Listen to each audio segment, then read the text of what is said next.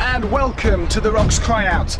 I'm Indiana Joe, and today we have come down to Abereiddy Bay near St David's in southwest Wales. And we've come here today to see what the rocks can actually tell us about the Bible. Because you see, in the Bible, it tells us in Matthew 22 to love the Lord your God with all of your heart, with all of your soul, and with all of your mind. So God wants us to think. And if you think about things, they tend to make a lot of sense. But why are we standing here in these ruins? Well, if you think about it, if you're going to build a house out of stone, you want those stones to come from as nearby as possible, not very far away. So all of these stones in these ruins was all quarried just round the corner, the same rocks that you find down on the beach. And on those rocks on the beach, you find lots of fossils. And you find those very same fossils here in the rocks in these ruins. And we've got ourselves a little fossil in the rock just down here. It's a little coral fossil. There are many of them all around here. What actually is a fossil? Well, the word literally means in a hole. It needs to be dug up. And that's exactly what happened here. This rock was dug up in the quarry just round the corner. What's the technical term for a fossil? Well, it's an organism, a creature that was alive in the past and has got caught up, buried and preserved in the rock. And the most important thing we can tell about this fossil is that it is dead. It might seem quite obvious, but it's very, very important, particularly when you consider the Bible's history of death. But we'll come back to that later. For now, let's head down to the beach and go and dig ourselves up some fossils.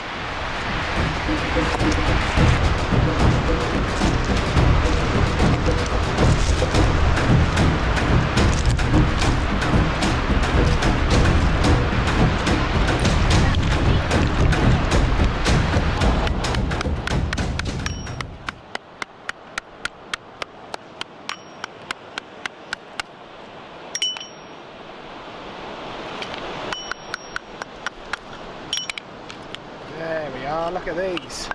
These are Graptolites. Now, we don't know a lot about them because they're extinct, they're not alive anymore. But what we do know is that they were small, floating corals in warm, tropical areas. But remember the point that I made earlier. What is the one thing we know about these fossils? They're dead. It's quite simple, but it's very important, because remember the Bible's history. According to the Bible's timeline, at what point did death enter the world? And you find that in the Bible, it clearly states that death only came about after Adam sinned. Therefore, these fossils, according to the Bible's logic, had to be formed after man was on the planet, after Adam sinned. And that puts you at conflict with most of secular science, because they teach that these creatures were alive a long time before man came onto the planet, almost 500 million years before man came onto the planet. But what actual evidence is there for that? What evidence is there for the millions of years, and where did the idea come from in the first place? So we've been walking along here collecting these fossils. There are literally hundreds of these Graptolite fossils all around. You just have to go and pick them up. They're also known as tuning fork Graptolites because of their shape. It's quite an inventive name. But what rock are these fossils in, and what is this rock all around us? Well, it's actually known as Ordovician limestone. And as soon as you start saying words like Ordovician and Jurassic and Devonian, you instantly think of millions of years and evolution, when in reality the name has got nothing to do with it. So where did the name actually come from? Well, we are in Wales, and in the Celtic times in Wales there were groups of people, tribes of people, and one of the tribes in the area was known as the Ordovician tribe. And they're not actually alive anymore. That tribe is extinct. And you remember the one thing I said about the Graptolite fossils is that they too are extinct. So when they discovered the Graptolite fossils here, they simply named them after the group of extinct people that used to live here, the Ordovician tribe, hence making these rocks the Ordovician rocks. Nothing to do with millions of years, nothing to do with evolution, but everything to do with where you find them. So, where did the idea of millions of years actually come from? Was it from years of rigorous scientific research? Well, not quite. You see, for years, geologists had believed in the Bible's version of events, that Noah's flood had covered the world, creating most of the geology we see around us. But this changed with two very important people. The first one was James Hutton. He was from Scotland, and he introduced a principle which became known as uniformitarianism. His catchphrase was "the present is the key to the past." In other words, everything that we see around us happening today explains all of geology. So if you see slow erosion from the tides, that means that all throughout history slow erosion happened. If we see slow deposition from lakes and rivers, that means throughout all of history the rocks had been laid down very, very slowly. It never really took off until our second person came onto the scene. Just over 200 years ago, Charles Lyell really popularised the idea that the Earth was extremely old, that the Earth was millions of years old. In fact, it was him who taught Charles Darwin, and it was Charles Darwin who was able to use Charles Lyell's ideas and influences to come up with and promote the theory of evolution. They are both connected, millions of years and evolution. But what was Charles Lyell's point? Why did he promote it? Why did he believe that the Earth was millions of years old? Why was he so popular? Was it because of rigorous research? Not quite. Unfortunately for him, his sister published some letters that he wrote after he died, and in there he said that my only aim is, quote unquote, to free the science from Moses. What did Moses write? The first 5 books of the Bible.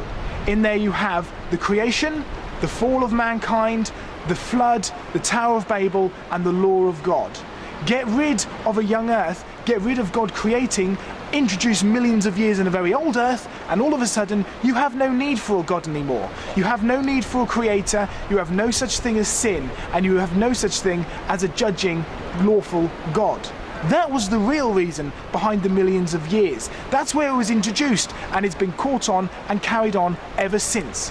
But is there actually evidence for millions of years? Surely scientists wouldn't just believe it now.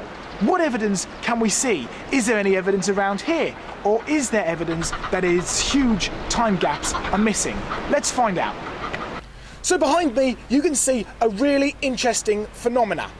To this side of me, you can see the dark black slates, the shales. Now, these are Ordovician. Remember from what we said earlier, Ordovician was named after the extinct tribe of people that used to live here, just like the extinct fossils.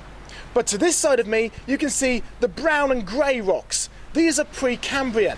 Now, the really important point is the dates which have been assigned to these rocks according to evolutionary and secular timelines. The Ordovician is supposed to be about 500 million years old.